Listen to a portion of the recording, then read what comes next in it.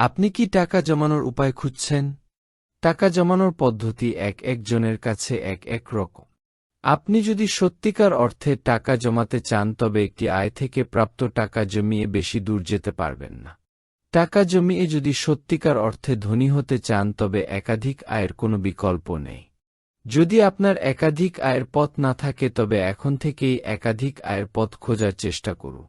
এছাড়া আর্থিক স্বাধীনতা অর্জন করতে চাইলে টাকা জমানোর পাশাপাশি বিনিয়োগ করা অব্যাহত রাখতে হবে। তবে চলুন জেনে নেওয়া যাক টাকা জমানোর কার্যকারী কিছু উপায়।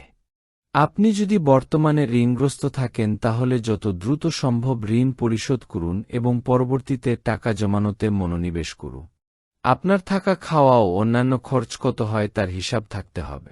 এই খরচের খাতগুলো যদি আপনি সঠিকভাবে জানতে পারেন তাহলে পরবর্তীতে কিভাবে খরচ কমানো যায় তা আপনি বুঝতে পারবে। কাজের টাকা সব সময় আলাদা রাখার চেষ্টা করুন। জরুরি প্রয়োজনের টাকা সব সময় আলাদা রাখতে পারলে টাকা জমানোর পদ্ধতি আপনার জন্য আরও সহজ হয়ে যাবে। যে জিনিস আপনি অনেক দিন ধরে ব্যবহার করবেন তা কেনার আগে এর কোয়ালিটি যাচাই করে নিন। অনেক দিন টেকে এমন জিনিস কিনলে বারবার কিনতে হবে না, দীর্ঘদিন ব্যবহার করতে পারবে। আপনি যদি টাকা জমাতে চান বা ভবিষ্যতে আর্থিক স্বাধীনতা লাভ করতে চান তাহলে বাইরে খাওয়া ত্যাগ করুন।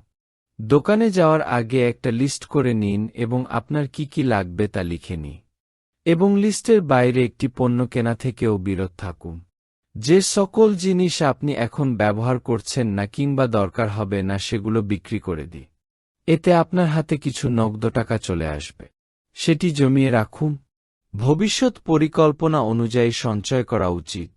সেই সঙ্গে কোনো খরচটা বেশি জরুরি সেটা চিহ্নিত করা জানতে হবে এবং সে অনুযায়ী দীর্ঘমেয়াদী ও স্বল্পমেয়াদী সঞ্চয় করতে পারে।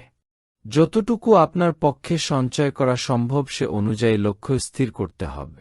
আর একবার অভ্যাস হয়ে গেলে পরে আর অসুবিধা হয় না। ভিডিওটি ভালো লাগলে সাবস্ক্রাইব করতে ভুলবেন।